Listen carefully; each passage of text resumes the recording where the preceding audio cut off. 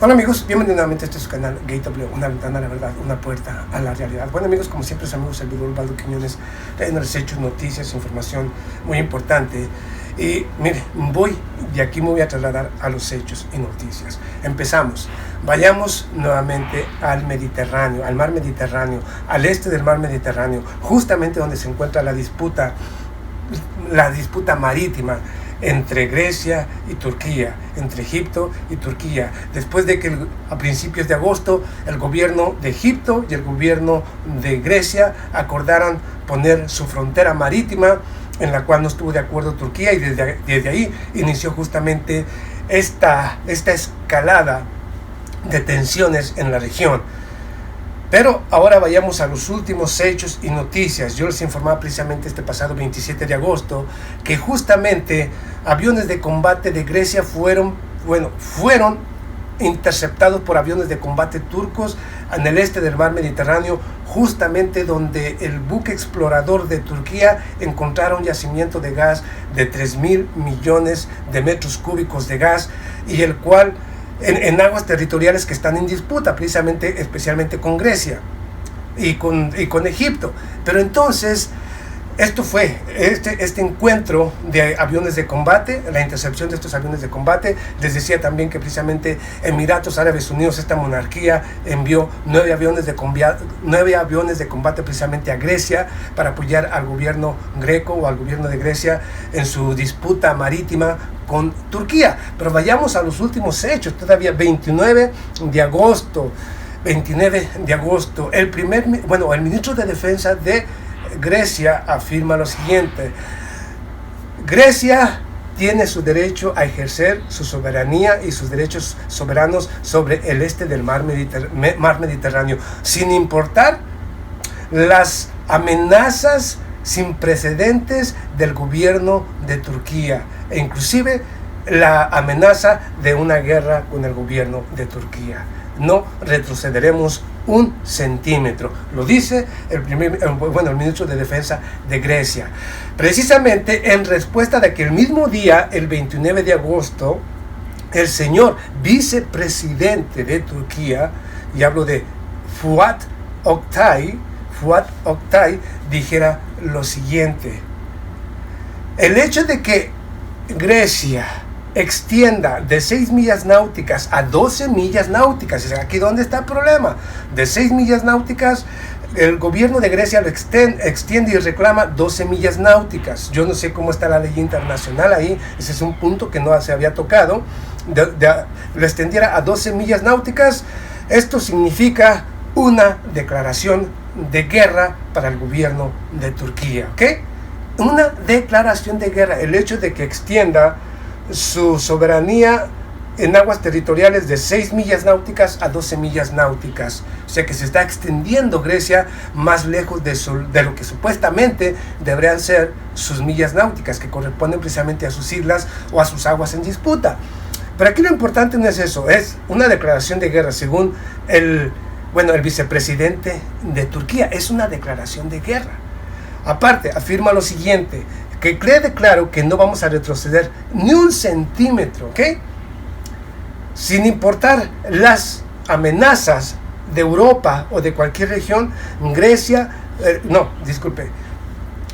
Turquía no retrocederá un solo centímetro. Que quede claro, defenderemos nuestro derecho soberano sobre el este del Mediterráneo, sin importar las consecuencias, y no retrocederemos un solo centímetro. O sea que ni Grecia quiere retroceder un solo centímetro, ni Turquía quiere retroceder un centímetro, pese a las advertencias del señor Emmanuel Macron, que también pusiera una línea roja para Turquía o para el señor Tayyip Erdogan, y que dice que sus acciones serán acompañadas, o que sus palabras serán acompañadas de acciones, apoyando al gobierno de Grecia. Entonces las cosas ahí se complican aún más.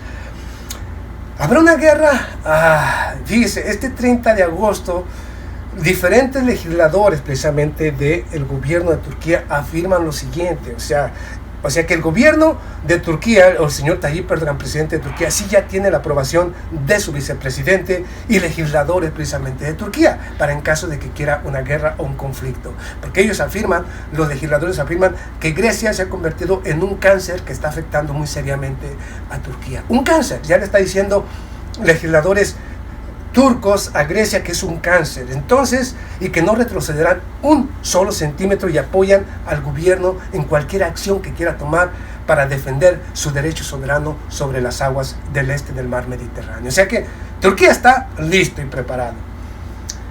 Grecia dice que no retrocederá un centímetro. Entonces, ¿cree usted, amigo y seguidor, que va a haber un enfrentamiento? Yo creo que va a haber por este momento acusaciones, pero debido precisamente a esa disputa de las 6 millas náuticas, yo creo que van a venir otros jugadores, tanto de la Unión Europea, incluyo aquí la carta rusa, Vladimir Putin, que es un socio, amigo y aliado de Turquía, donde ya están a punto de terminar el Turk Stream, como yo le dije, ya pronto será inaugurado el Turk Stream, este gasoducto que viene de Rusia o de Siberia precisamente hasta el territorio turco, uno de los más importantes de Europa. Bueno, no hablo de Europa, digo que es un gasoducto como el que tiene construido para Europa, el mismo Rusia. O sea, es muy importante ese gasoducto. Y como yo le he dicho que luego se unirá precisamente a Siria, a Irán, precisamente por eso la guerra ahí en esa región.